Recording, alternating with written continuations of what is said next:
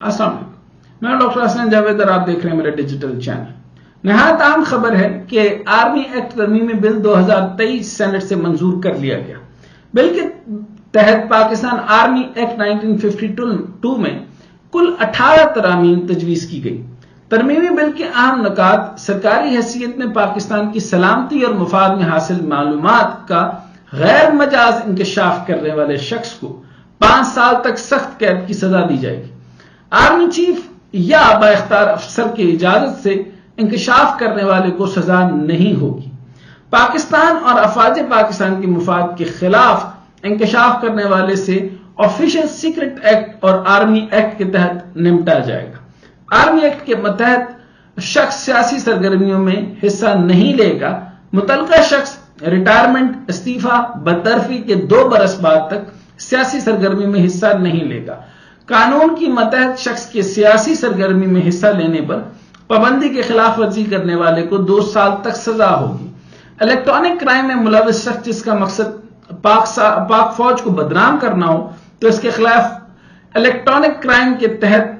کارروائی ہوگی۔ فوج کو بدنام کرنے یا اس کے خلاف نفرت انگیزی پھیلانے پر آرمی ایکٹ کے تحت 2 سال قید اور جرمانہ ہوگا۔ جمہوروں کا علامتی واک آؤٹ: سینیٹر رضا ربانی نے بتایا کہ کچھ بلز ہمیں آج صبح ملے ہیں۔ ان بلز کا تعلق آرمی ایکٹ، کنٹونمنٹ اور DHA ایکٹ سے ہے۔ حالیہ قانون سازی پر تحفظات ہیں۔ اس اندھی قانون سازی پر سینٹ سے واک آؤٹ کرتا ہوں، جس کے بعد رضا ربانی نے سینٹ اجلاس سے واک آؤٹ کر دیا۔ آرمی ایکٹ ترامیم پر رضا ربانی کے ساتھ سینیٹر طاہر بزنجو بھی ایوان سے واک آؤٹ کر گئے۔ یہ یقینی طور پہ علامتی ہوگا، لیکن اب اس پوری کی ایسنس اگر آپ سمجھیں تو یہ بہت ہی اچھا قانون ہے۔ پاکستان ملٹری کے بہت سے لوگ جس طریقے سے AS دولت کے ساتھ لکھے جانے والی کتاب اسد درانی اور سابق جو ہے ISI کے بہت سارے چیفز جو ہیں وہ بعد میں انکشاف پہ اتر آتے ہیں اور پاکستان کے سیکرٹس جو ہیں وہ کھول دیتے ہیں، اور پھر جو ہے وہ جب وہ پوزیشن پر ہوتے ہیں تو وہ ڈیسیژنز نہ لینے کی وجہ سے، اور اس وقت جو ہے وہ اگر مسجد میں کھڑے ہوتے ہیں تو ظاہر سی بات ہے فوجی ڈسپلن کے اندر نہ کوئی شیعہ ہوتا ہے، نہ کوئی سنی ہوتا ہے، نہ کوئی اس کا مذہب ہوتا ہے، وہ صرف پاک فوج ہوتی ہے اور فوج صرف فوج ہوتی ہے۔ لیکن اس کے آتے ہی جیسے ان کو جمہوریت کی ہوا لگتی ہے تو ان کے اندر جو ہے وہ ساری کی ساری جو ہے وہ فوج کے خلاف نفرتیں بھی جاگ جاتی ہیں، سیکرٹس بھی نکلنا شروع ہو جاتے ہیں۔ اپنے اپنے بارڈر ایریاز کے اندر انہوں نے جو معاملات کیے ہوتے ہیں، یہ نہایت ہی غلط طریقہ، اور میں اس چیز سے بہت عرصے سے کہتا تھا، انڈورس کرتا تھا کہ یہ معاملات فوری طور پہ ایکشنیبل ہونے چاہیے، اور خاص طور پہ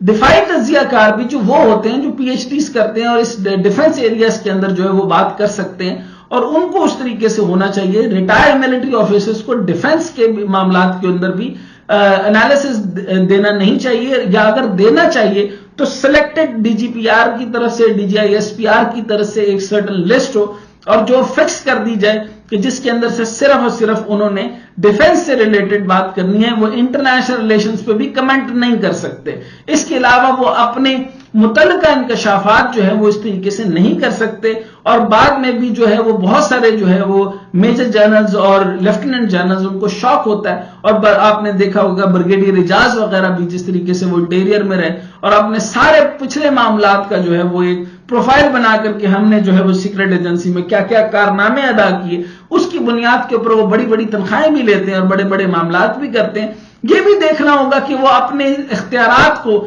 یعنی پریویس ISA چیف کے ہونے کے ناطے وہ کیا کیا اختیارات کو استعمال کرتے ہیں اور غلط اختیارات کو استعمال کرتے ہیں۔ یہ سب کے اوپر یہ جو ایکٹ بنایا گیا یہ بہت ہی اچھا ہے، کیونکہ اس کے بعد سے سارے کے سارے لوگوں نے جو اب آپ نے یہ جو انیشیل 9 مئی دیکھا، ان میں بہت سارے لوگ جو ہے وہ خان صاحب کے ساتھ جو شامل تھے کہ وہ لوگ تھے، وہ کردار تھے جو ایکس آرمی مین ایسوسیشنز بنی ہوتی ہیں، یہ کھلا ان کے ساتھ وہ کر رہے تھے۔ بہت کم ہیں، جیسے چند نام میرے نام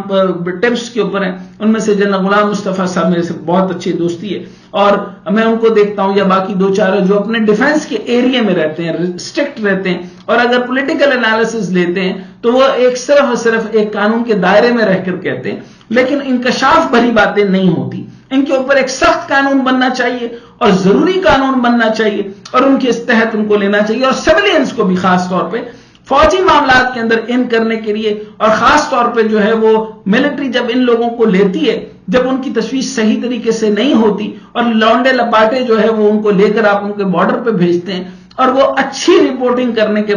بجائے وہ آپ لوگوں کے پولیٹیکل معاملات کے جو ہے وہ بارے میں چٹے کھٹے کھولنے شروع کر دیتے ہیں، تو وہ نقصان کا باعث بنتے ہیں جو ہمیں بنا۔ اس سے پاکستان کی جو سینٹٹی، سیکیورٹی اور سوورینٹی، یہ تینوں جو ہیں وہ خطرے میں پڑ جاتی ہیں۔ ہمیں پاکستان کو تحفظ دینا ہوگا، اس ملٹری ایکٹ کا خیر مقدم کرنا چاہیے، اور یہ ضروری ایکٹ ہے، اور خاص طور پہ دو جگہوں کے اوپر یہ شدید طریقے سے بین ہو جانے چاہیے، ایک سیاست اور دوسرا میڈیا۔ ان دو کے اندر ملٹری بیک گراؤنڈ سے کوئی آدمی نہیں آنا چاہیے۔